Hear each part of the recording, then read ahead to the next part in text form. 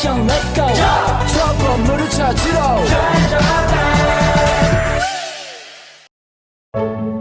Assalamualaikum warahmatullahi wabarakatuh. Kali ini kami akan membahas hasil penelitian kami yang berjudul Pengaruh pemberian air campuran monosodium glutamat pada pertumbuhan tanaman bawang putih atau Allium sativum. Saya Maina Azmi akan menjelaskan latar belakang dari penelitian ini. Bawang putih atau Allium sativum merupakan salah satu tanaman hortikultura yang memiliki nilai ekonomi tinggi, baik sebagai bahan makanan maupun obat-obatan tradisional. Pertumbuhannya yang optimal sangat dipengaruhi oleh faktor-faktor seperti kondisi tanah, kelembapan, suhu, dan penyiraman. Penyiraman merupakan salah satu aspek penting dalam mendukung pertumbuhan tanaman, karena air berfungsi sebagai media untuk transportasi nutrisi dan sebagai tempat terjadinya proses fotosintesis pada tanaman. Seiring dengan berkembangnya penelitian tentang pemanfaatan bahan kimia dalam pertanian, beberapa bahan tambahan seperti pupuk kimia, hormon tanaman, dan bahan lain mulai dieksplorasi untuk meningkatkan pertumbuhan tanaman. Salah satu bahan yang sering digunakan dalam dunia kuliner adalah monosodium glutamat atau bisa disingkat MSG, yang dikenal sebagai penyedap rasa. Meskipun MSG umumnya digunakan untuk meningkatkan rasa pada makanan, beberapa studi menunjukkan bahwa senyawa glutamat yang terkandung dalam MSG memiliki potensi dalam mempengaruhi metabolisme tanaman. Glutamat berperan dalam proses sintesis protein dan metabolisme sel yang berpotensi mempercepat pertumbuhan tanaman. Dengan demikian, penelitian ini penting dilakukan untuk mengeksplorasi kemungkinan penggunaan bahan yang tidak hanya berguna dalam dunia kuliner, tetapi juga dapat dimanfaatkan dalam bidang pertanian guna meningkatkan hasil pertanian dengan cara lebih efisien dan ramah lingkungan. Tujuan penelitian pertama, untuk mengetahui perbedaan pertumbuhan bawang putih yang disiram dengan air biasa dan air yang dicampur dengan MSG. Kedua, untuk menilai apakah air campuran MSG memiliki pengaruh positif atau negatif terhadap pertumbuhan bawang putih. Bahan dan alat dari penelitian ini: 1. Bawang putih atau bibit yang seragam. 2. Air biasa sebagai kontrol. 3. Air yang dicampur dengan micin. 4. Tanah dan pot tanaman. 5. Penggaris. Prosedur dari penelitian ini: 1. Persiapkan 2 kelompok tanaman bawang putih yang masing-masing disiram dengan 2 jenis berbeda, air biasa dan air micin. Lalu, tanam bawang putih dalam media tanam yang seragam.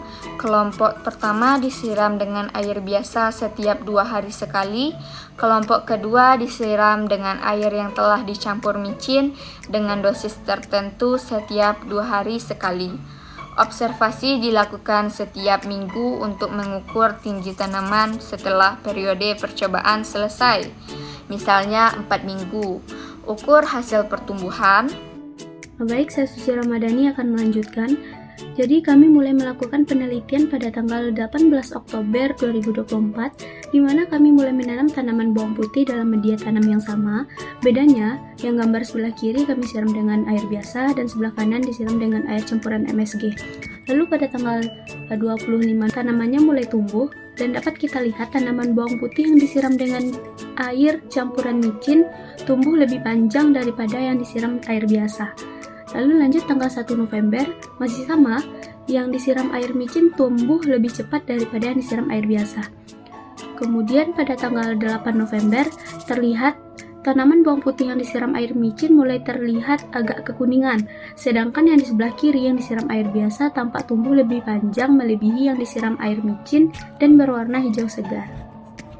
Lanjut, pada minggu yang keempat, tanggal 15 November 2024, terlihat jelas di sebelah kanan tumbuhan bawang putih yang disiram campuran air micin sudah berwarna kekuningan dan terlihat tidak layu. Sedangkan di sebelah kiri, sebaliknya, yang disiram air biasa terlihat tumbuh lebih segar dan sehat dan tumbuh lebih panjang daripada yang disiram air micin.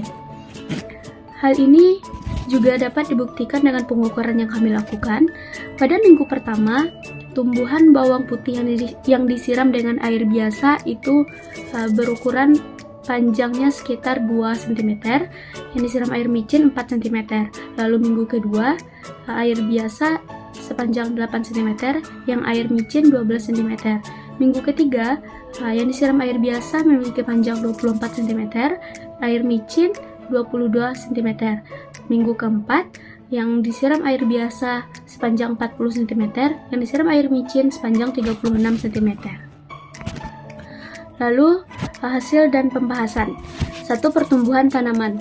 Tanaman yang disiram dengan air biasa menunjukkan pertumbuhan yang stabil.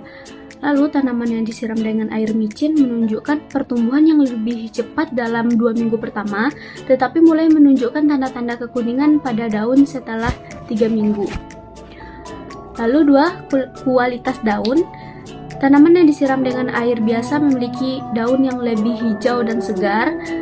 Lalu yang disiram dengan air campuran micin memiliki daun yang mulai menguning, menandakan kemungkinan adanya efek negatif dari micin pada tanaman.